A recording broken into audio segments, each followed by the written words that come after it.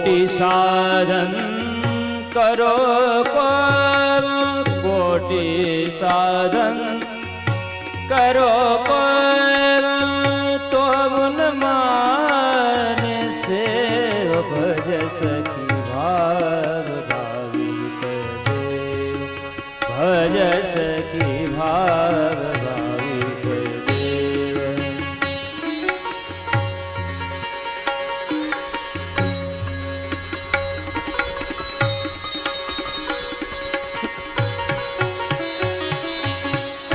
धूमकेतु कुमार मार्यो कौन मार्ग नीति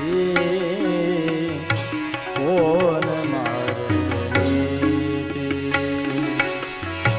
पुरुष तेत्रिय भाव उपज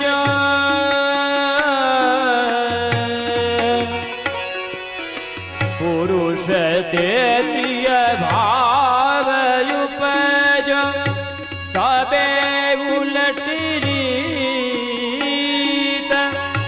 सबे उलट रीत भज सखी भाव भावित देव भज सखी भाव भावित देव।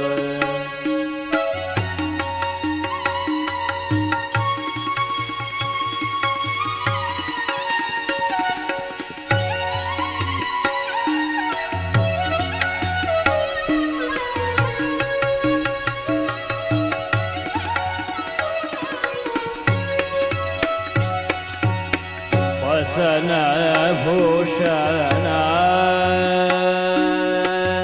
बसन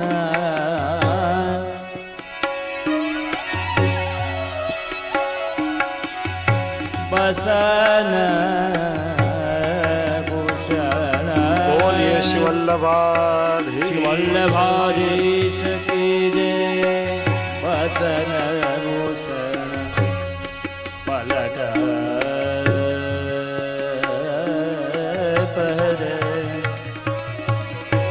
भाव स्व संजोय भाव स्व संजोय। उलट मुद्रा दई अंकन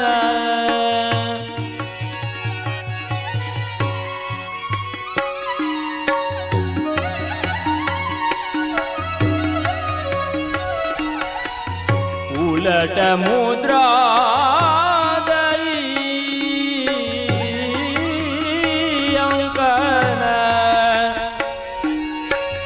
बरन सुधे हो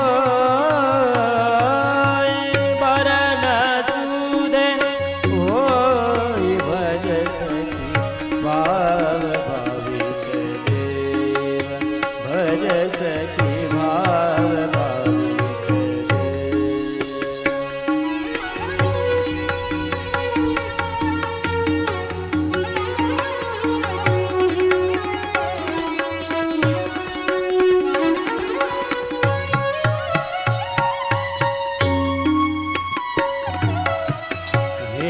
विधि को नेम नाही गीत की पहचान। ब्रज वधो वश की मोहन सुर चतुर सुजान सुर चतुर सुजान भज सखी भाव भावित देव भज सखी भाव भावित देव।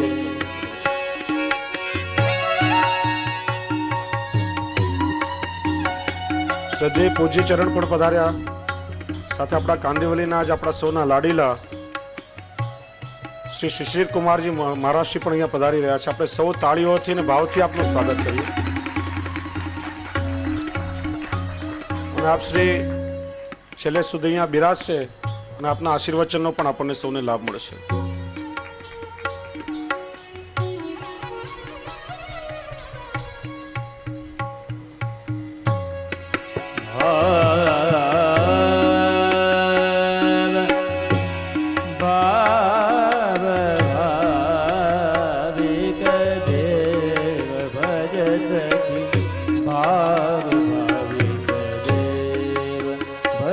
सखी भाव भाविक देव।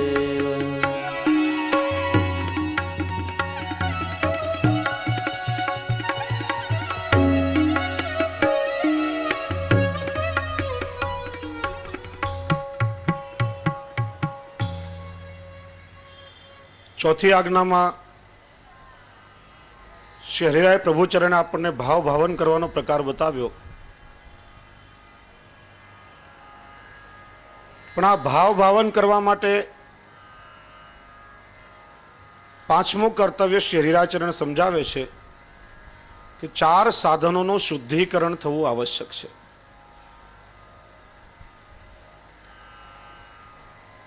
કારણ કે દેહ ઇત્યાદિનું શુદ્ધિકરણ થાય, ચિત્તનું શુદ્ધિકરણ થાય,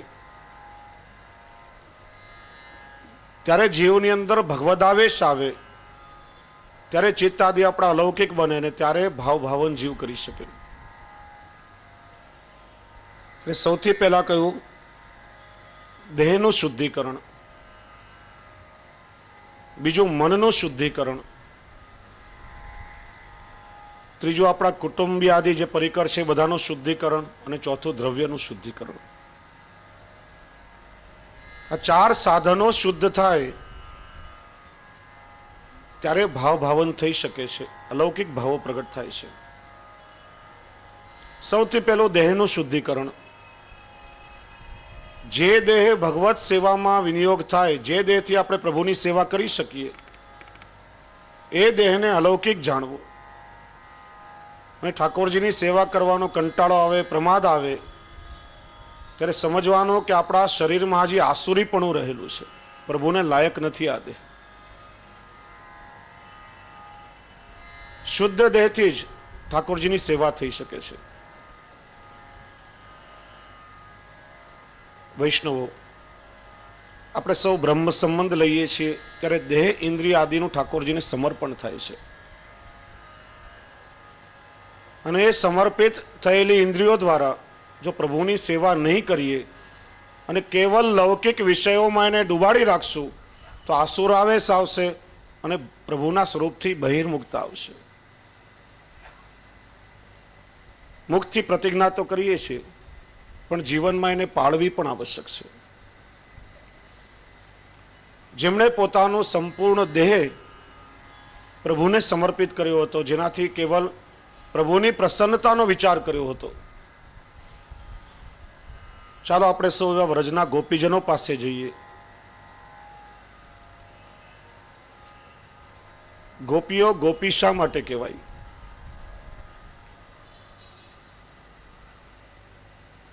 ગોપી એ કોઈ જાતિવાચક કે સ્ત્રી પુરુષવાચક શબ્દ નથી. ગોપી એ ભાવવાચક શબ્દ છે. સ્ત્રી હોય કે પુરુષ હોય, દુનિયાનો કોઈ પણ વ્યક્તિ હોય, ગોપીજનો જેવું કોમળ હૃદય અને ગોપીજનો જેવો ભાવ પ્રાપ્ત કરે ત્યારે પ્રભુની પ્રાપ્તિ એના માટે સહજ સાધ્ય બની જાય છે. ગોપીઓએ શું સાધન કર્યું હતું? ન તો કોઈ યજ્ઞોનું યજન કર્યું, નતા કોઈ વ્રતો કે નિયમો પાળ્યા. એ તો નિશાળમાં ભણવા પણ નહીં ગઈ હતી. આપણે એમનો સબ્જેક્ટ લઈને આજે પીએચડી કરીએ છીએ. કોઈ તીર્થયાત્રાઓ નથી કરી.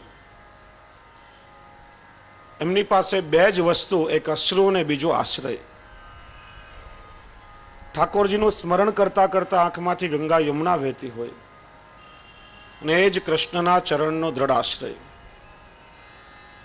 આ ગોપીઓ પાસે મોટામાં મોટું સાધન હતું પ્રેમ લક્ષણા ભક્તિ. પ્રેમ, અને પ્રેમથી એમણે પ્રભુને પણ પોતાના કર્યા હતા, કૃષ્ણને આત્મસાત કર્યા હતા.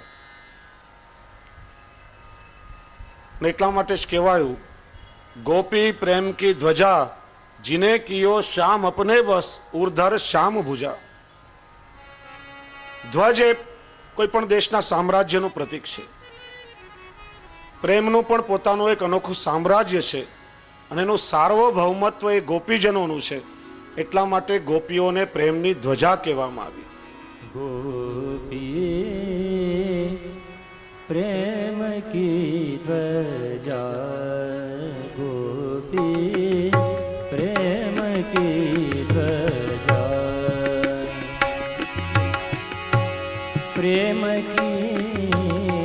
ध्वजा गोपी प्रेम की ध्वजा गोपी प्रेम की ध्वजा गोपी प्रेम की ध्वजा।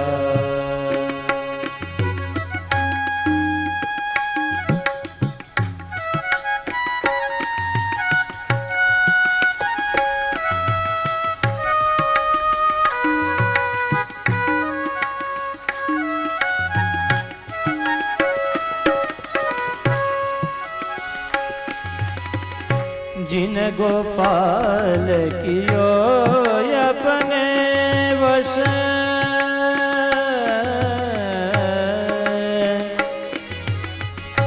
जिन गोपाल कियो अपने वश, उरधर श्याम भुजा उरधर श्याम भुजा गोपी प्रेम की ध्वजा गोपी प्रेम की ध्वजा।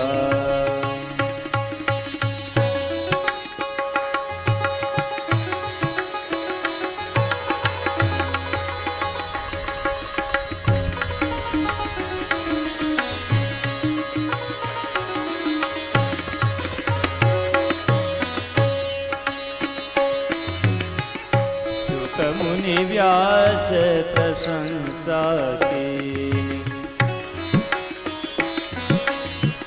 ऊधो संत सराहे ऊधो संत सराहे ऊधो संत सराहे।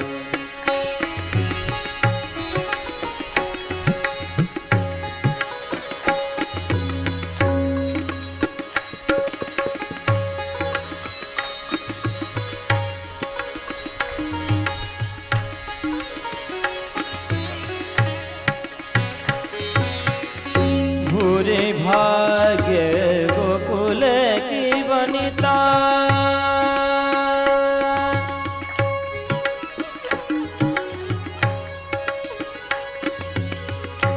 भूरे भाग्य गोकुल की वनिता, अति पुनित भव माही अति पुनित भव माही गोपी प्रेम की ध्वजा गोपी प्रेम की ध्वजा।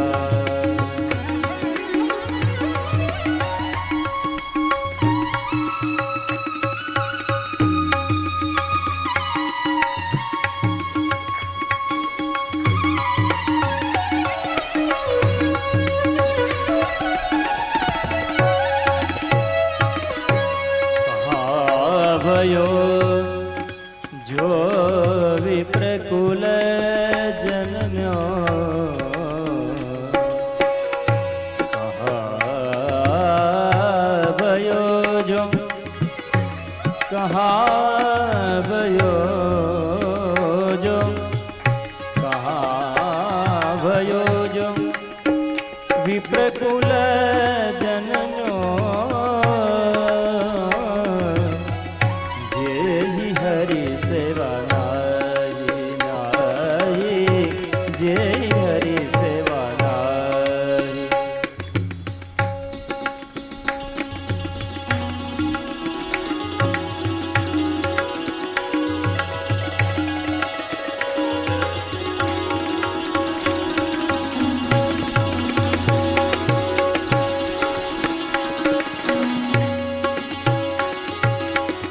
सोई कुलीन दास परमानंद,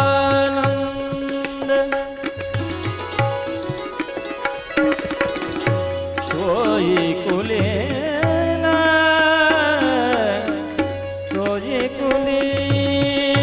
दास परमानंद, जो हरे सन्मुख धाये जो हरे सन्मुख धाये गोपी प्रेम की ध्वजा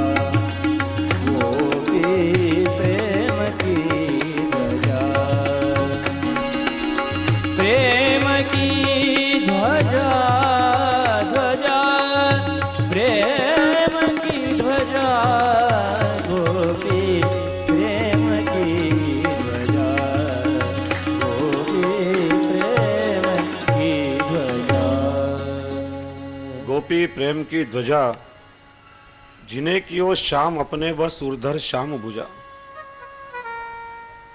ગોપીઓ જેવો પ્રેમ ઠાકોરજીને ક્યારે કોઈએ કર્યો નથી અને કદાચ કરી શકે પણ નહીં. આ ગોપીજનોએ ક્યારે લેશ માત્ર પણ પોતાના સ્વાર્થ માટે પ્રભુ પાસે અપેક્ષાઓ રાખી નથી, પ્રભુ પાસે કામનાઓ કરી નથી. એમનો તો એકમાત્ર મનોરથ હતો કે અમારા પ્રભુ કઈ રીતે પ્રસન્નતાથી બિરાજે, એવું શું કરીએ કે જેનાથી પ્રભુ રાજી થાય. અરે અમારા પ્રભુની પ્રસન્નતા માટે કદાચ અમને કેટલું પણ કષ્ટ સહન કરવું પડે તો પણ વાંધો નથી, બસ કેવલ પ્રભુના જ સુખનો વિચાર. શ્રીમદ ભાગવતજીમાં પ્રસંગ આવે છે,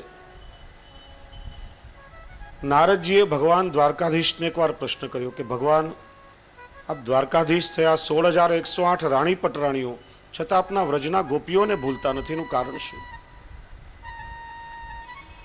પ્રભુએ કહ્યું, નારદજી એ પ્રેમનો પ્રસંગ છે, તમારું કામ નહીં, કહીશ તો તમને સમજાશે નહીં, સ્વયં અનુભવ કરવો પડશે. નારદજીએ પરીક્ષા કરવા માટે એક મિશ બનાવ્યું.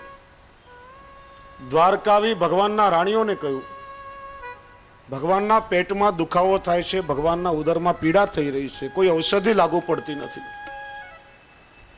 છેલ્લો એક માત્ર ઉપાય છે કે તમારા ચરણ ધોઈને ચરણોદક જો ભગવાનને આપો તો પ્રભુની ઉદરની પીડા નિવૃત્ત થાય. ભગવાનની રાણીઓએ કહ્યું કે પ્રભુ અમારા સ્વામી છે, અમે એની દાસીઓ કહેવાઈએ, અમારા ચરણનું જલ જો પ્રભુને દઈએ તો અમને નરકની પ્રાપ્તિ થાય, અમારાથી કેમ થઈ શકે? ખાલી હાથે નારદજી વ્રજમાં આવ્યા, પુનઃ એ જ મિશ મૂક્યું. ગોપીજનોને કહ્યું કે પ્રભુના ઉદરમાં પીડા થાય છે, પરિશ્રમ ખૂબ વધી રહ્યો છે, ખૂબ ઉપાય કર્યા, કેટલાય વૈદ્યોએ આવીને જોયું, કોઈ ઔષધિ લાગુ પડતી નથી. છેલ્લો ઉપાય છે, જો આપના ચરણ ધોઈને જલ પ્રભુને આપવામાં આવે તો જ આ પીડા દૂર થઈ શકે. ત્યારે ક્ષણનો પણ વિલંબ કર્યા વગર ગોપીઓએ પોતાના ચરણ ધોઈને ચરણોદક નારદજીને આપ્યું કે નારદજી હમણાં ને હમણાં જલ લઈ જાઓ, પ્રભુને અરોગાવો. અમારા ચરણનું જલ લેવાથી પ્રભુના જો ઉદરની પીડા દૂર થાય તો અનેક જન્મ પણ ભલે અમને નરકની ગતિ મળે, એમને કંઈ વાંધો નથી. એ બધું કષ્ટ અમે સહન કરવા તૈયાર છે, પણ પ્રભુને પરિશ્રમ ના થવો જોઈએ. અને એટલા માટે શ્રી આચાર્ય ચરણે કહ્યું, ગોપિકા ગુરવઃ પ્રોક્તા. પુષ્ટિ માર્ગમાં પ્રેમ લક્ષણા ભક્તિના આદર્શ, પ્રેમ લક્ષણા ભક્તિના ગુરુ એ ગોપીજનો છે. એટલે સેવા રીત પ્રીત બ્રજજન કી જનહિત જગ પ્રગટાઈ. બ્રજ ભક્તોની પ્રીતિ અનુસાર ભગવત સુખનો વિચાર કરી આપણે પ્રભુની સેવા કરીએ છીએ. ત્યાં લેશ માત્ર પણ આપણી કામના નહીં હોવી જોઈએ. અને એટલા માટે ગોપીઓના પ્રેમમાં એ તાકાત હતી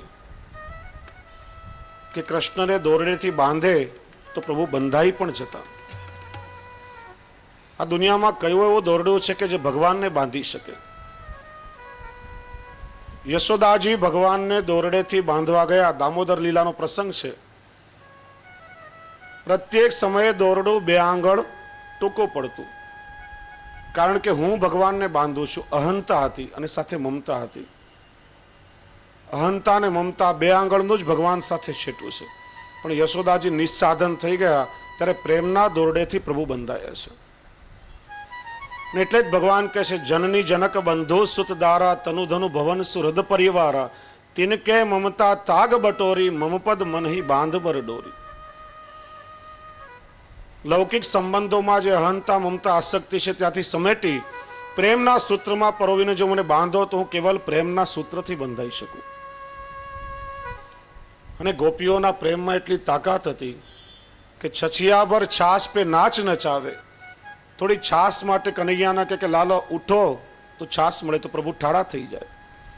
કનૈયા અહીં બેસી જાઓ તો છાસ આપું, પ્રભુ ત્યાં બિરાજી જાય. લાલા એમ છાસ નહીં મળે, થોડુંક નૃત્ય કરવું પડશે, નાચો તો તમને છાસ મળે. અખિલ જગતનો અધિપતિ થોડી છાસ માટે આહિરની કન્યા સામે ઠુમક ઠુમક નૃત્ય કરે છે. એટલા માટે જે કવિએ બહુ સરસ કહ્યું કે સચવાય નહીં સમાન તો શક્તિ શું કામની, અને નાચે નહીં ભગવાન તો ભક્તિ શું કામની.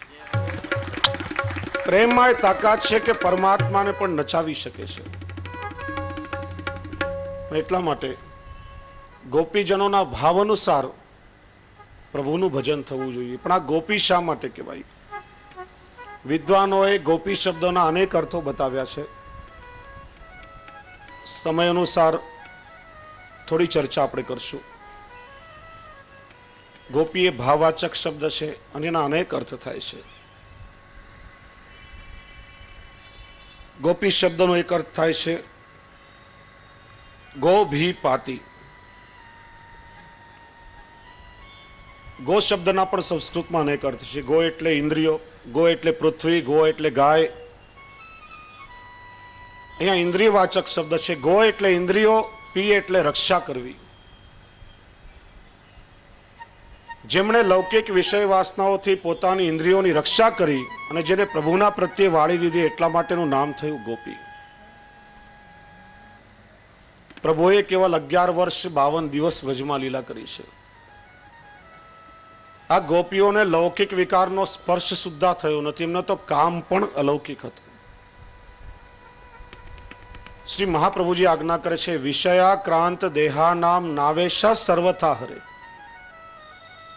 તમારી અંદર જ્યાં સુધી લૌકિક વિષય વાસનાઓ રૂપી કચરો ભર્યો હશે ત્યાં સુધી પ્રભુ તો ઠીક, પણ એમનો આવેશ પણ ઉતરી શકવાનો નથી. કોઈ જગ્યાએ ગંદકી પડી હોય, કચરો પડ્યો હોય, દુર્ગંધ મારતી હોય તો આપણને ગમે ખરા? કચરાને આપણે સાફ કરીએ અથવા તો માણસ એ જગ્યા બદલીને કોઈ સારી જગ્યાએ બેસે. અંતરમાં પ્રભુની પધરામણી કરવી હોય પેલા અંતઃકરણને વિશુદ્ધ બનાવવું જોઈએ. ગોપીઓને લૌકિક વિષયોનો સ્પર્શ સુદ્ધા થયો નથી, માટેનું નામ થયું ગોપી.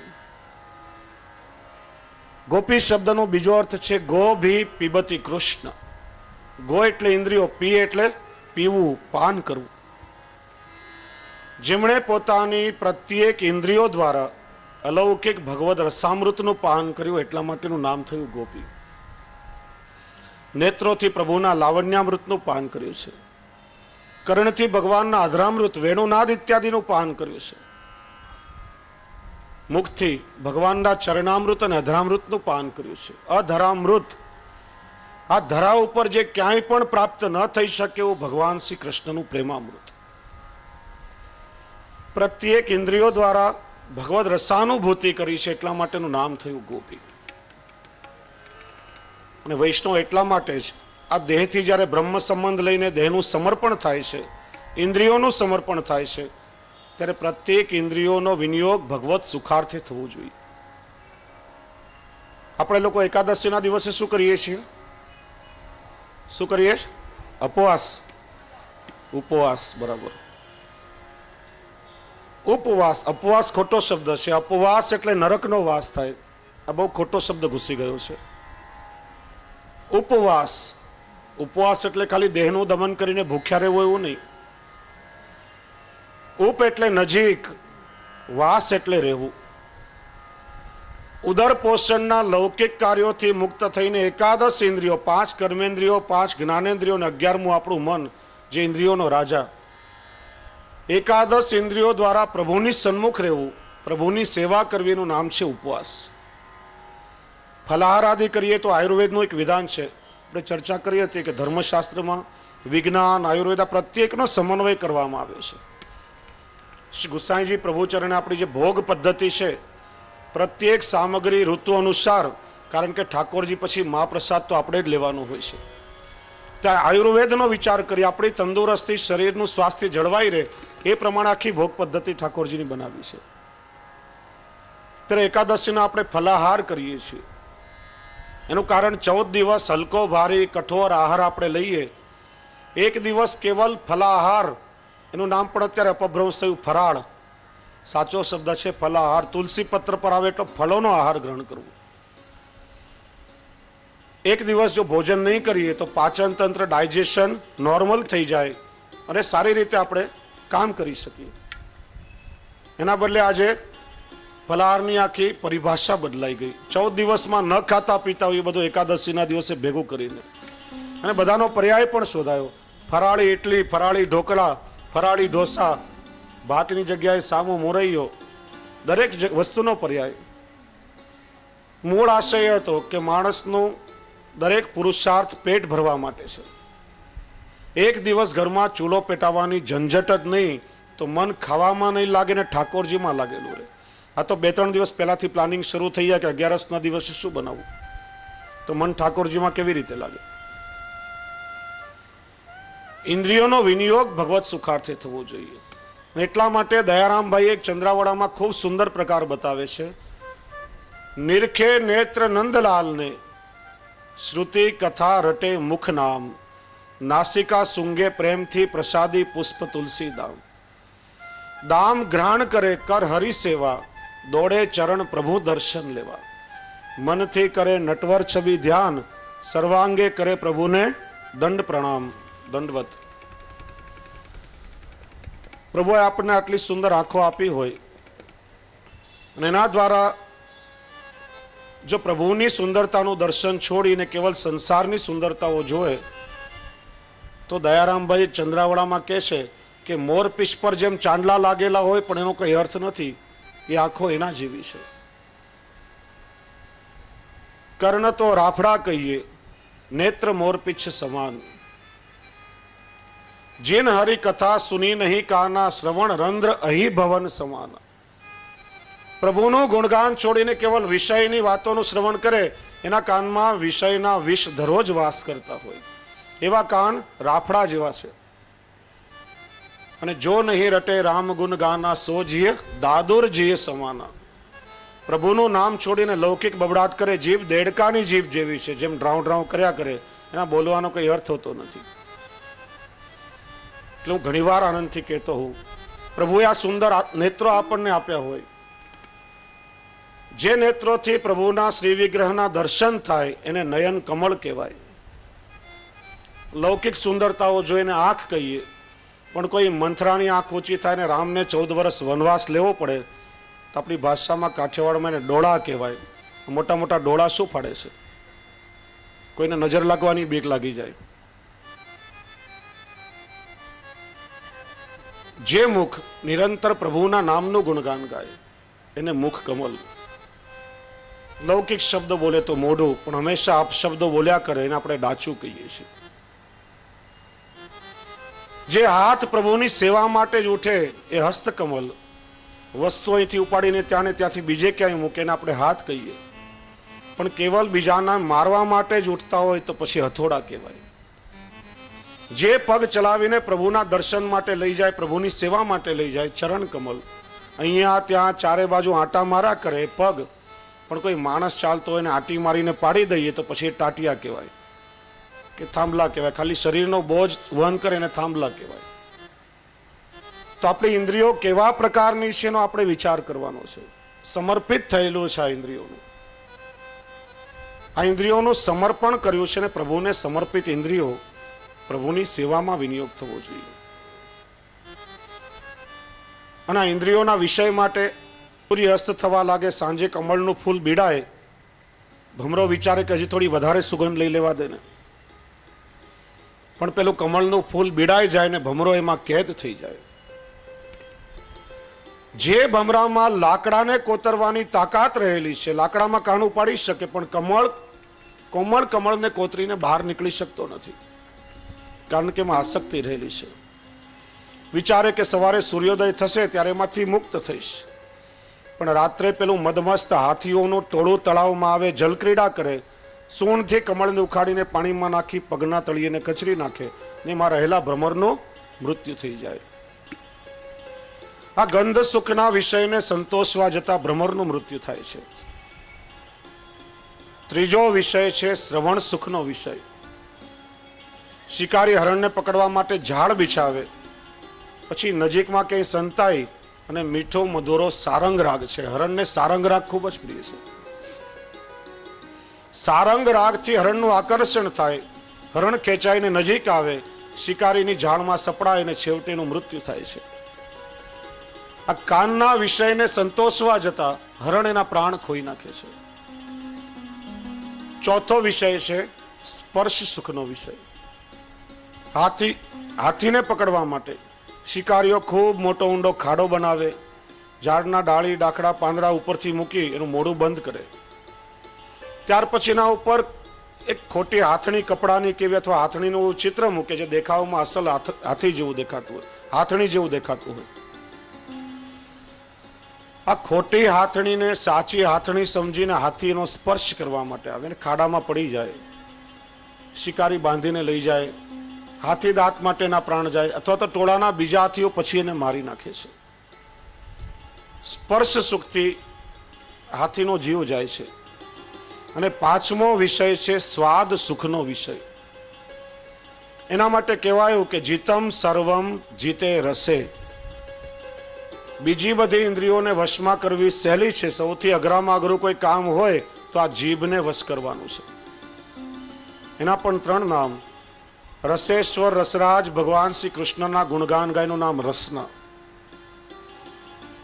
સાચું ખોટું બોલીનું નામ જીભ, અને ત્રીજું કનિષ્ઠ નામ છે લૂલી, હાડકા વગરની. 2 જ કામ, વાદ કરવો અને સ્વાદ ચાખવો, ત્રીજું કામ એને આવડતું જ નથી. એટલે હું ઘણી વાર કહું, માણસે જીભનો સંયમપૂર્વક ઉપયોગ કરવો, કારણ કે પગ લપસે તો જખમ થાય, પણ જીભ લપસે તો જોખમ થાય. ના સંસારમાં પ્રત્યેક ક્લેશનું કારણ માણસની જીભ છે, અને તબિયત બગડવાનું કારણ પણ માણસની જીભ જ છે. માછીમારે ખોરાકનો ટુકડો ફસાવી અને કાંટાને પાણીમાં ફેંકે છે. માછલી એ ખાવા માટે આવે ને છેવટે કાંટામાં વિંધાઈને માછલીનું મૃત્યુ થાય છે. સ્વાદ સુખના વિષયને સંતોષવા જતા માછલીનું મૃત્યુ થાય છે. 5 પ્રાણીઓ એવા છે કે એક વિષયને સંતોષવા જતા એક પ્રાણીનું મૃત્યુ થાય છે. તો આ માનવી એવો પ્રાણી છે કે 5 વિષયોને એક સાથે ભોગવવાની ક્ષમતા એની અંદર રહેલી છે. માનવીની કેવી દશા થઈ શકે? એટલા માટે ઇન્દ્રિયોને કેવલ વિષયોમાં ડૂબાડી નહીં રાખતા, આ બધા વિષયો છોડી ને જીવ જો ભગવદાસક્ત બની જાય ને પ્રભુની સેવામાં એનો વિનિયોગ કરાવે, ત્યારે ઇન્દ્રિયોનું સાચું સમર્પણ છે. અને ગોપીજનોએ જે રીતે પ્રભુને લાડ લડાવ્યા, એ રીતે પોતાના દેહથી પ્રભુને લાડ લડાવીએ ત્યારે આપણો આ દેહ દૈવી દેહ બને છે, પ્રભુને લાયક બને છે. ગોપી શબ્દનો ત્રીજો અર્થ થાય છે ગોભી પાતી, ગોપનશીલા. ગોપીજનો નિત્ય સિદ્ધા હતા, નિત્ય પ્રભુની લીલાઓનો અનુભવ એમને થતો હતો. વિવિધ લીલાઓ, માખણ ચોરી આદિ લીલાઓનો મિશ બનાવી અને પ્રભુ નિત્ય ગોપીઓના ગ્રહે પધારતા હતા. માખણ ચોરી કરવા, ક્યારેક કોઈ લીલા, ક્યારેક કોઈ લીલા. પ્રત્યેક ગોપીજનોને નિત્ય પોતાના ગ્રહમાં ઠાકોરજીનો પ્રત્યેક ક્ષણ અનુભવ હતો. છતાં ગોપીજનોએ પોતાના ભાગ્યના વખાણ બીજા પાસે કર્યા નથી.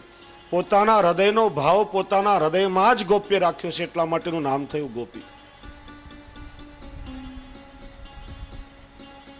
પ્રભુ કૃપાળુ છે, અનેક પ્રકારે પોતાના ભક્તો પર કૃપા વિચારી અને સ્વરૂપાનંદનો અનુભવ કરાવે છે. પણ જ્યારે જ્યારે કોઈ ભક્તને પ્રભુની કૃપાનો કે સ્વરૂપનો અનુભવ થાય છે, ત્યારે એની અવસ્થા એટલી વિલક્ષણ હોય છે, એ પ્રભુના સ્વરૂપાનંદમાં મગ્ન બની જાય છે, ને પોતાનો ભાવ બીજા પાસે બણગા ફૂંકવાની કઈ જરૂર રહેતી નથી. આપણા ગ્રંથોમાં કહ્યું છે, 2 જણ પાસે કોઈ વસ્તુની સમજણ નહીં પડે કોઈ પ્રકારે, તો 2 જણ પાસે હૃદયનો ભાવ વ્યક્ત કરી શકાય. એક આપણા સમભાવવાળા ભગવદીય વૈષ્ણવ, એમની પાસે હૃદયનો ભાવ વ્યક્ત કરશું તો ભાવનું પોષણ થશે. અને નહીં સમજ પડે તો આપણા આચાર્ય, આપણા ગુરુદેવને વિનંતી કરી એમની પાસે ભાવ વ્યક્ત કરવો. પણ આ જગતમાં ગમે તેવા લોકો સામે ભાવ જો આપણે વ્યક્ત કરશું તો કહ્યું છે ને કે પ્રગટ કીએ રસ જાય, ભાવનું પોતનું થઈ જશે. અને જગતમાં લોકો એવું કહેશે પણ ખરા કે આ ગાંડો થઈ ગયો છે, ખસી ગયું લાગે છે. કારણ કે લૌકિકમાં ઘણી વખત આપણને એવો પ્રકાર જોવા મળે છે, અનેક લોકોના મોઢે પોતાની વાતો સાંભળીએ, અરે મને તો નિત્ય ઠાકોરજીના વેણુનો નાદ શ્રવણ થાય છે. કોઈ કહેશે કે દરરોજ ઠાકોરજી મારી સાથે આવીને બોલે છે. હમણાં થોડા સમય પહેલા ખ્યાલ હશે, વર્ષો પહેલા આપણા કાંદિવલીમાં જ એક બેન ભાખરી શેકતા હશે ને ભાખરીમાં શ્રીનાથજીના મુગુટની એવી કઈ ચાંદી પડી, પ્રકાર ચાલ્યો કે મારે ત્યાં ભાખરીમાં શ્રીનાથજી પ્રગટ થયા.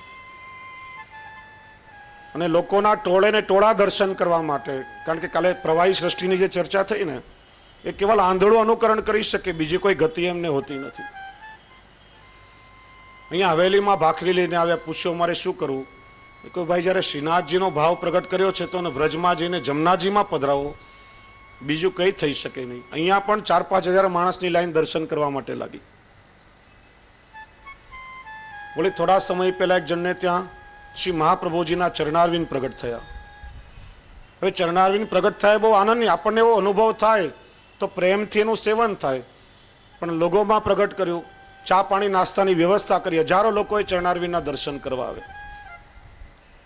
પ્રભુ કૃપા કરીને જતા આવે, પણ આવું જ્યારે આપણે પોતાની વાવા માટે જ્યારે ક્રિયા કરી ત્યારે બીજી વખત ક્યારેય પણ ઠાકોરજીનો અનુભવ થતો નથી. વળી એક બેને ચલાવ્યું કે મારે ત્યાં કુંડામાંથી ગિરિરાજજી પ્રગટ થયા. મેં વિચાર્યું કે ઠાકોરજીને આજકાલ પ્રગટ થવા માટે એવા ભક્તોના હૃદય તો રહ્યા નથી, એટલે ભગવાનને પેલા તવા ઉપર ગરમ ભાખરીમાં કે ક્યારેક ભીત ઉપર કે ક્યારેક કુંડામાં પ્રગટ થવું પડે છે. વૈષ્ણવો, પ્રભુને પોતાના ભક્ત માટે કોઈ પણ સ્વરૂપે પ્રગટ થવામાં વાંધો જ નથી, કેમ કે સર્વમ ખલ વિદમ બ્રહ્મ. આ જગતનો કણનો નામરૂપનો વિસ્તાર સમગ્ર બ્રહ્મમય છે. દરેક વસ્તુ બ્રહ્મ સ્વરૂપે બિરાજે છે. પ્રભુ પોતાના ભક્તને માટે કોઈ પણ સ્વરૂપે પ્રગટ થઈ શકે છે. પ્રહલાદજી માટે ભગવાન નરસિંહ બનીને થંભમાંથી પ્રગટ થયા છે. અર્જુન માટે ભગવાને વિરાટ સ્વરૂપ ધારણ કર્યું, તો વામનજી પણ ભગવાન બલિરાજા માટે થયા છે. વૃંદાનો ઉદ્ધાર કરવા માટે વૃંદાને તુલસી બનાવી અને એના માટે ભગવાન પથ્થર સ્વરૂપ શાલિગ્રામ સ્વરૂપે બની ગયા છે. પોતાના ભક્તને માટે કોઈ પણ સ્વરૂપ ધરવામાં ભગવાનને વાંધો નથી, પણ એવી ભાવનાઓ કરવાના બદલે પ્રભુને તમારા હૃદયમાં પ્રગટાવો, તમારું જીવન નંદ મહોત્સવ બની જશે. એ પ્રભુનું પ્રાગટ્ય આપણા જે દિવસે હૃદયમાં થઈ જશે, આખું જીવન નંદ મહોત્સવ બની જશે. નહીં તો લોકો પાસે આવી બડાઈ કરશું, લોકોમાં વાવા થશે, અહમ આવશે અને ઠાકોરજીથી બહિર્મુક્તાનું કારણ થશે. હમણાં ગયા અધિકમાં એક બેનને ત્યાં યમુનાજી પ્રગટ થયા હતા. માંડવાનું બચ્યો, નહીં તો હું પણ છાપરે ચડી જાત. મને વિનંતી કરીને ઘરે પધરામણી કરી. હું તો કેવલ જાણવા માટે પધરામણી કરી, વૈષ્ણવ વિનંતી કરે તો ના કહી શકીએ નહીં. બીજે દિવસે જાહેર કર્યું કે દ્વારકેશ બાબાએ કહ્યું કે સાચી વાત છે, યમુનાજી પ્રગટ થયા. હજારો લોકોના ટોળા ભેગા થાય, કોઈ ચૂંદડી ધરે, કોઈ દ્રવ્ય ભેટ ધરે, લાખો રૂપિયા ભેગા થયા. સોસાયટી વાળાએ વાંધો ઉપાડ્યો, પોલીસે જઈને પકડ્યા, ત્યારે બધું પ્રકરણ બંધ થયું. અને ત્યારે ખબર પડી કે પહેલા પણ કંઈક એવો પ્રકાર થયો તો એમણે એવું ચલાવ્યું કે ઠાકોરજી પલનામાંથી ચાલતા ચાલતા મારા ખોળામાં આવીને બિરાજે મલાડમાં. અને પછી લોકો પાસે કે મારા ઠાકોરજી તો ઈચ્છા છે કે તમારા ઘરે પધરામણી આવવું છે, ને વૈષ્ણવ પાછી પધરામણી કરાવે પણ ખરા. આનું નામ પ્રવાહી સૃષ્ટિ. લોકોના ટોળે ટોળા ઘરે જાય, ઘરે ઘરે પધરામણીનો ક્રમ ચાલ્યો. પછી કે મારા ઠાકોરજીને સોનાની ચેન જોઈએ છે, મારા ઠાકોરજીને આ જોઈએ છે. 10 લાખ રૂપિયા બેંકમાં ભેગા થયા. પોલીસે મેથી પાક આપ્યો ત્યારે આ બધો પ્રકાર છૂટ્યો અને ત્યાંથી ભાગ્યા. એટલે ક્યારેક કોઈના મોઢે આવું સાંભળીએ ત્યારે એવું થાય કે નક્કીયામાં કોઈ પાખંડ હોવો જોઈએ. ખરેખર ઠાકોરજીની કૃપાનો અનુભવ જેને થાય એની અવસ્થા તો વિલક્ષણ બની જાય, એ તો પ્રભુમાં તદાકાર બની જાય. આવી કોઈ ક્રિયા કરવાની એને આવશ્યકતા રહેતી નથી. ગોપનશીલા એટલા માટેનું નામ થયું ગોપી. વૈષ્ણવો, આ ગોપીજનો જેવો ભાવ પ્રાપ્ત થાય, આપણો તો અધિકાર નથી, પણ એ ભાવની કણિકાનો અણુ પણ જો આપણને પ્રાપ્ત થાય, એમના જેવો કોમળ હૃદય પ્રાપ્ત થાય, ત્યારે ભગવત પ્રાપ્તિ આપણા માટે સુલભ થઈ શકે છે. અને આ દેહ જ્યારે પ્રભુની સેવા કરી અને પ્રભુના સુખાર્થેનો વિનિયોગ થશે, ત્યારે દેહ અલૌકિક બનશે. ત્યારે સમજવાનું કે આપણું શરીર, આપણો દેહ દૈવી થયો છે. નહીં તો ઠાકોરજીની સેવામાં આળસ કે પ્રમાદ આવે, કંટાળો આવે, સમજવાનું કે જે આપણો દેહ આસુરી દેહ છે, હજી પ્રભુને લાયક થયો નથી. બીજું શુદ્ધિકરણ દ્રવ્યનું શુદ્ધિકરણ બતાવે છે. શ્રી ગોકલેશ પ્રભુએ તો દ્રવ્ય શુદ્ધિ નામનો આખો ગ્રંથ આપ્યો છે. એમાં અપરસનો પ્રકાર, પ્રત્યેક વસ્તુ અને ક્રિયાઓનું કઈ રીતે શુદ્ધિકરણ થાય એનો ખૂબ સૂક્ષ્મ પ્રકાર બતાવ્યો છે. અપરસ, આચાર, વિચાર ખૂબ વિસ્તાર કર્યો છે. અહીંયા ધનની સાથે ચર્ચા કરવામાં આવી કે ઠાકોરજીની સેવામાં ઉપયોગ કરવામાં આવતો જે દ્રવ્ય છે, અહીંયા ધન શબ્દ નથી કહ્યો, દ્રવ્ય શબ્દ વાપર્યો છે. ધ્રુવ ધાતુ પરથી ધન શબ્દ પડે છે. કમાઈ અને તિજોરીમાં મુકાય, ક્યારે પણ પાછું બહાર નીકળે નહીં, એને ધન કહેવાય. દ્રવ્ય જે સતત ગતિશીલ હોય, આપણે અંગ્રેજીમાં એને લિક્વિડ કહીએ છીએ, હંમેશા પ્રવાહી હોય, એ દ્રવ્ય અલૌકિક ક્યારે બને? કે જે આપણે કમાઈએ અને કમાયેલા દ્રવ્યમાંથી હરિગુરુ અને વૈષ્ણવની સેવા કરીએ, પ્રભુના સુખ અર્થેનો વિનિયોગ થાય, ત્યારે આપણું દ્રવ્ય અલૌકિક બને છે. હું અવારનવાર કહું છું, ધનની 3 ગતિ છે: વેડફવું, વાપરવું અને વાવવું. આજે ક્રિકેટમાં લગાડ્યા અને હારી ગયા, માંડ કમાયા અને શેર બજારમાં બધું ખોઈ નાખ્યું, કોર્ટમાં કેસ લડ્યા, વકીલોએ બધું ખાઈ લીધું. આ બધું વેડફ્યું કહેવાય અને નિરર્થક છે. વાપરવું એટલે પોતાના માટે સારો મજાનો બંગલો બનાવ્યો, સારું ફર્નિચર લીધું, મનગમતી વસ્તુઓ પોતાના માટે ઉપયોગ કર્યો, એ વાપર્યું કહેવાય. પણ જ્યાં હરિગુરુ વૈષ્ણવની સેવા થતી હોય, પ્રભુની પ્રસન્નતા માટે આપણે જ્યારે એનો ઉપયોગ વિનિયોગ કરીએ, ત્યારે વાવ્યો કહેવાય. અને તમને ખબર છે કે એક બી વાવો, એમાંથી ખૂબ મોટું વૃક્ષ થાય છે, અનેક ફળ મળે છે. પ્રભુ કૃપાળુ છે, અનંત ગણું કરીને આપણને પાછું આપે છે. ને એટલા માટે જીવાત્માના 3 પ્રકારના સંબંધ લક્ષ્મી સાથે પણ છે: લક્ષ્મીનો દાસ, લક્ષ્મીનો પતિ અને લક્ષ્મીનો પિતા. લક્ષ્મીનો દાસ કેવલ લક્ષ્મીની પાછળ પાછળ ફર્યા કરે, એને વિવેક હોતો નથી કે એનો ઉપયોગ કઈ રીતે કરવો. કેવલ કમાવું અને વેડફવું 2 જ ગતિ હોય. લક્ષ્મીનો પતિ, પત્નીનો પોતાના ઉપભોગ માટે ઉપયોગ કરે છે, કેવલ પોતાના સ્વાર્થ માટે ઉપયોગ કરે લક્ષ્મીનો પતિ. અને પિતા કોઈ પણ પોતાની દીકરીને ગમે તે હાથ પકડાવીને મોકલી દેતો નથી. આપણે સારું ખાનદાન જોઈએ, સંસ્કાર જોઈએ, યોગ્ય મૂર્તિઓ જોઈને દીકરીને આપણે વરાવીએ છીએ. એમ કોઈ જગ્યાએ અલૌકિક રૂપમાં આપણા દ્રવ્યનો વિનિયોગ કરાવે, લક્ષ્મીનો પિતા કહેવાય છે. અને એટલા માટે કોઈ પણ જગ્યાએ પ્રભુના માટેનું કોઈ ભગવત કાર્ય થતું હોય, ત્યારે આપણા દ્રવ્યનો વિનિયોગ ચોક્કસ આપણે કરાવવો જોઈએ. નહીં તો ધનમાં કેવલ આપણી મતિ અને ગતિ રહેશે તો એ ધન કંઈ ઉપયોગમાં આવી શકવાનું નથી.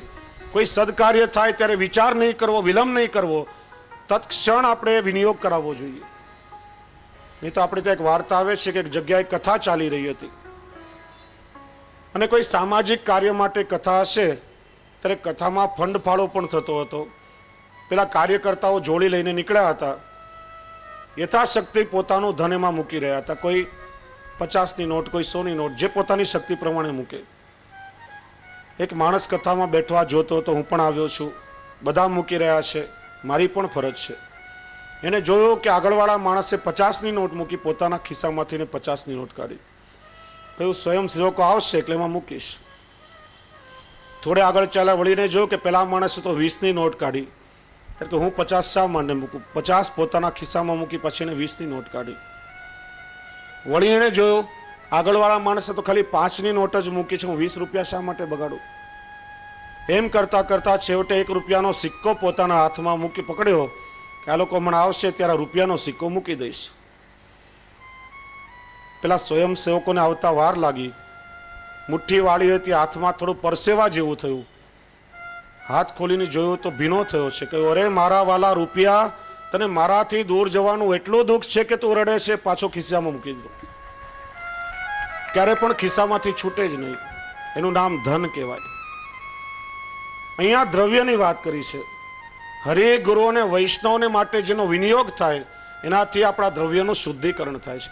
અને લગભગ મોટાભાગે પ્રત્યેક સંપ્રદાયમાં એવી વ્યવસ્થા હોય છે કે માણસ જે કમાય, જૈન ધર્મમાં છે, સ્વામિનારાયણ સંપ્રદાયમાં છે, જે માણસ કમાય એનો 10મો કે 15મો હિસ્સો કાઢી અને પોતાના જે ધર્મની વ્યવસ્થા હોય એનાથી આખી ધર્મની અર્થવ્યવસ્થાનું સંચાલન થતું હોય છે.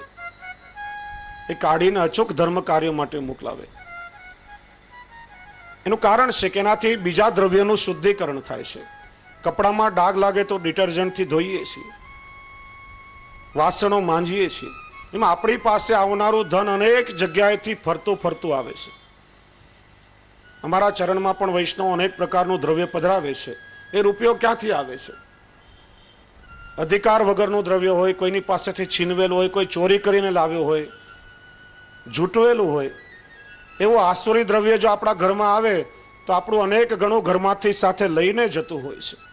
એટલા માટે દ્રવ્યનું શુદ્ધિકરણ આવશ્યક છે. જે આપણે કમાઈએ એમાંથી 10 કે 15% કાઢીને કોઈ ભગવત કાર્ય માટે પણ વિનિયોગ કરાવીએ ત્યારે સંપૂર્ણ દ્રવ્યનું શુદ્ધિકરણ થાય છે. અને બીજું દ્રવ્ય પણ કેવલ પ્રભુના સુખ માટેનો વિનિયોગ થાય છે, અલૌકિકમાં જ એનો ઉપયોગ થાય છે. નહીં તો પછી જ્યાં ત્યાં ગમે તેવા માર્ગે એ તમારું દ્રવ્ય ફોકટમાં વેડફાશે. એટલા માટે દ્રવ્યનું પણ શુદ્ધિકરણ જરૂરી છે. ત્રીજું શુદ્ધિકરણ કુટુંબીજનોનું. આપણે ત્યાં જે ઠાકોરજીની પ્રત્યક્ષ સેવા કરે પ્રભુનો સેવક, અને જે ઠાકોરજીની સેવા કરી રહ્યો હોય એને આપણે સહભાગી થઈએ, એ પ્રત્યક્ષ નહીં ને પરોક્ષ સેવા છે. ને આપણે ત્યાં પરિચર્યા કહેવામાં આવે છે અને એને પરિચારક કહેવામાં આવે છે. જેમ હવેલીમાં આચાર્ય બાળકો ઠાકોરજીની સેવા કરે ત્યારે એમના પ્રતિનિધિ અથવા મુખિયાજી, સેવક ટેલવા, એ બધા પરિચારક કહેવામાં આવે છે, જેમને સેવામાં સહાયક બને છે. આપણે ઠાકોરજીની સેવા કરીએ ત્યારે આપણા કુટુંબીજનો પણ ઠાકોરજીની સેવામાં સહાયક થઈને કૃતકૃત્ય બની જાય છે. શ્રી મહાપ્રભુજી સમજાવે છે કે જે આપણા કુટુંબીજનો સ્નેહથી પ્રભુની સેવામાં પ્રવૃત્ત થાય છે, સમજવાનું કે બધા દૈવી છે. પરાણે કોઈને સેવા કરવાનું નહીં કહેવું. જો સેવા કરવાની ના પાડશે તો પ્રભુની સેવાનો ના પાડવાનો અપરાધ એને પણ લાગશે ને આપણને પણ લાગશે. સ્વેચ્છાએ સેવામાં પ્રવૃત્ત થઈને દૈવી જાણવા, અને સેવામાં જેનું મન ન હોય એને આસુરી જાણવા, પણ સ્વયં જાતે ઠાકોરજીની સેવામાં પ્રવૃત્ત થઈ જવું. એટલા માટે બ્રહ્મ સંબંધ આપણે પરિવાર સાથે લઈએ છીએ. પરિવાર સાથે ઠાકોરજીની સેવામાં પ્રવૃત્ત થવું જોઈએ. અને વડીલોએ પણ આગ્રહ રાખવો કે ઘરમાં આપણા નાના બાળકો છે, જે પણ આપણા પરિવારના સભ્યો છે, એમને સાથે સાથે ઠાકોરજીની સેવામાં હાથ પવિત્ર કરવા માટે લાવવા જોઈએ. નાનપણથી એ સંસ્કાર આપવા જોઈએ. આજે આપણી મનોદશા શું છે? બાળક નાના હોય એમને સેવા કરવાની જિજ્ઞાસા થાય, મોટાઓને જોઈ જોઈને બાળકો શીખે, એનાથી સંસ્કાર મળે. નાના બાળકો નજીક આવે, ચલ ભાગ અહીંથી, હમણાં તારું કામ નથી, દૂર હટ અહીંથી, એ કાયમને માટે દૂર હટી જશે. ક્યારે પણ પ્રભુની સેવામાં મન નહીં લાગે. બાળકોને સંસ્કાર આપો. પરિવારના દરેક સદસ્ય પાસે ઠાકોરજીની સેવામાં હાથ પવિત્ર કરાવો. એક વ્યક્તિ ઠાકોરજીની જે આપણે માળા કરી રહ્યા હોઈએ એ સેવા, અને માળા કરવા માટે ફૂલ ઝાડમાંથી છૂટી આવે, બહારથી લઈ આવે, તો એ સેવા નહીં ને પરિચર્યા કહેવાય. સેવકની આપણે અનુકૂળ થઈએ, પ્રભુની પરિચર્યા કહેવાય.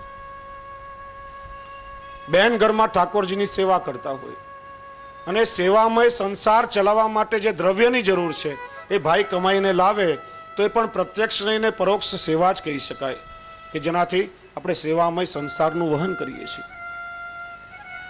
તો એ રીતે જે આપણા કુટુંબીજનો છે, પરિવારના સદસ્ય છે, એ પણ પ્રભુની સેવામાં હાથ પવિત્ર કરીને કૃતકૃત્ય બની જાય છે, એમનો પણ ઉદ્ધાર થાય છે.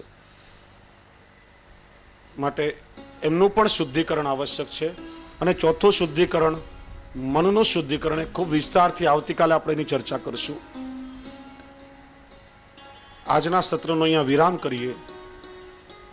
પણ આપણે સૌ ખૂબ ભાગ્યશાળી છીએ કે આપણા શિક્ષાપત્રના સત્રમાં દરરોજ એક વલ્લભકુલના આચાર્ય બાળકો પધારી રહ્યા છે અને કાંદિવલીના બળભાગી વૈષ્ણવોને આશીર્વાદ આપી પોતાનું કૃપા વર્ષન કરી રહ્યા છે.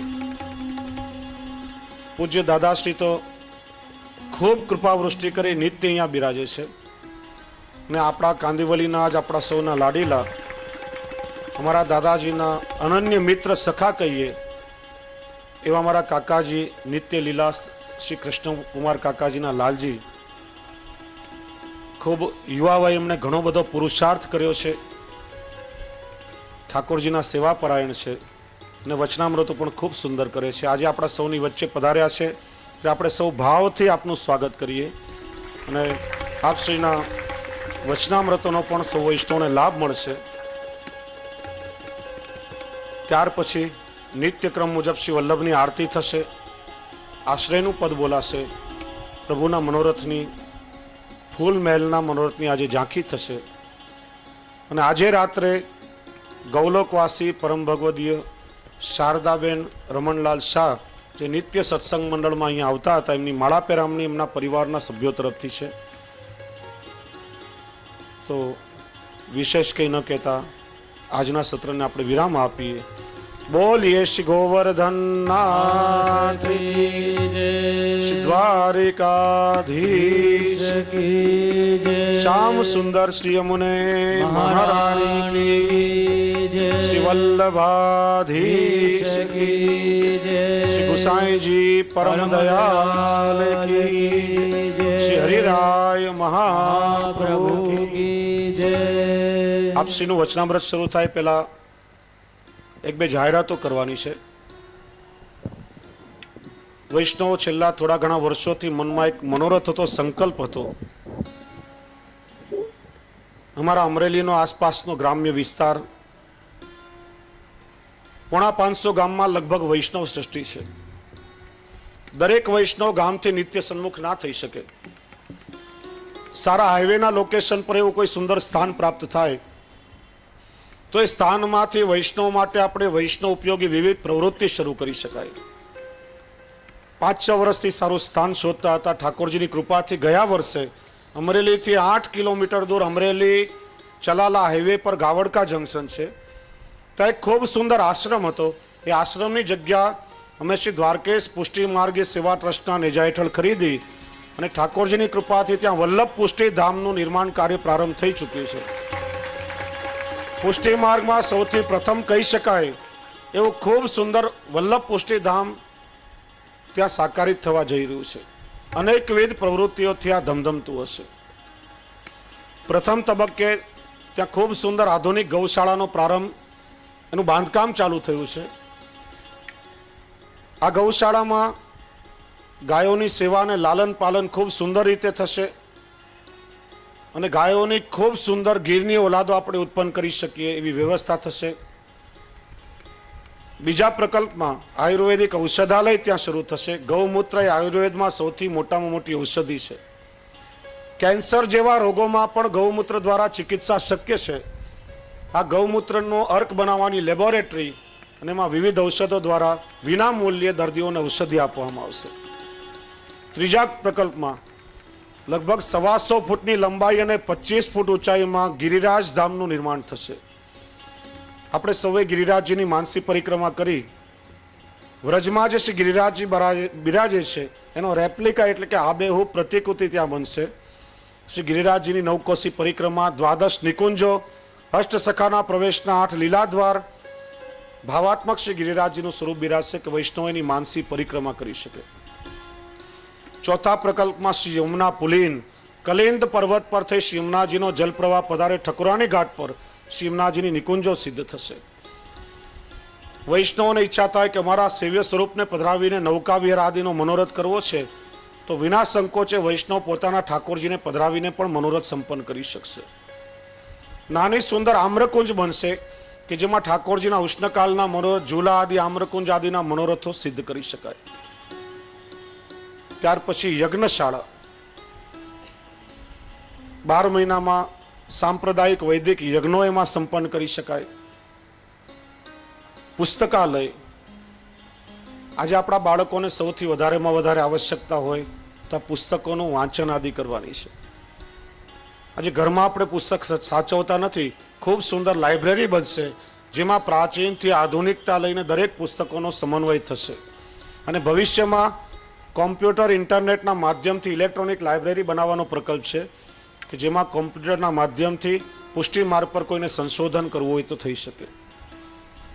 એની સાથે સ્વમાર્ગીય ભાષામાં આપણે જેને મંડાણ કહીએ છીએ અને મર્યાદા ભાષામાં જેને આપણે અન્ન ક્ષેત્ર કહીએ છીએ. આવનાર પ્રત્યેક વૈષ્ણવ મુલાકાતીઓ ત્યાં વિના મૂલ્યે મહાપ્રસાદ લઈ શકે. મર્યાદી વૈષ્ણવ દ્વારા સામગ્રી સિદ્ધ થશે. ઠાકોરજીને ભોગ ધરીને પ્રત્યેક વૈષ્ણવનું મહાપ્રસાદથી સમાધાન થશે. એની સાથે આપની સાથે કોઈ નાના બાળકો આવ્યા હોય તો બાળકોને કંટાળો આવે, બાળકોને રમવા માટે ખૂબ સુંદર બાલવાટિકા બનશે, એમાં રમત ગમતના સાધનો બનશે. એની સાથે ભક્તિવર્ધિની મોબાઈલ વાન. ગ્રામ્ય વિસ્તારોમાં ઘરમાં સેવા બિરાજતી હોય ત્યારે ઠાકોરજીના વસ્ત્ર, આભૂષણો, અત્તર, કંઠી, ચરણામૃત આ બધું સાહિત્ય લેવા અમરેલી, રાજકોટ કે જુનાગઢ જેવા શહેરોમાં જવું પડે છે. ત્યારે આ ભક્તિવર્ધિની મોબાઈલ વાન દ્વારા જે ગામમાં અમે પ્રવાસમાં જશું અમારી સાથે વાન આવશે. વૈષ્ણવોને ચરણામૃત, કંઠી, યમુનાજીના લોટીજી, સ્વરૂપ, જાપીજી, આભરણ, વસ્ત્ર, અત્તર આદિ પડતર કિંમતે ઘેર બેઠા મળી શકે. આ ભક્તિવર્ધિની મોબાઈલ વાન સંપ્રદાયના પુસ્તકો, ગ્રંથો, ઓડિયો, વિડીયો, કેસેટ, સીડીઓ આ બધું જ એમાં પ્રાપ્ત થશે. અને એની સાથે એમ્બ્યુલન્સની પણ વ્યવસ્થા કે આસપાસ રહેતા કોઈ પણ દર્દીઓને હોસ્પિટલથી ઘર સુધી વિના મૂલ્યે સેવા આપી શકાય. તો પુષ્ટિ માર્ગનો આ રીતે સૌથી પ્રથમ પ્રકલ્પ ત્યાં પ્રારંભ થવા જઈ રહ્યો છે. અને માટે આપ સૌ વૈષ્ણવનો સાથ અને સહકાર આવશ્યક છે. એની માર્ગદર્શક પત્રિકા પણ અહીંયા કાર્યાલયમાં આપને મળી શકશે. એ વાંચી અને આપ સૌ વૈષ્ણવ પોતાનો સહકાર એમાં આપી શકો કે જેનાથી જલ્દીથી જલ્દી આપ વૈષ્ણવ માટે આ વલ્લભ પુષ્ટિધામ ખુલ્લું મૂકી શકાય. અને મહત્વની વાત રહી ગઈ કે આ વલ્લભ પુષ્ટિધામમાં શ્રી મહાપ્રભુજીના 84 બેઠકજીનો પણ સમન્વય કરવામાં આવ્યો છે.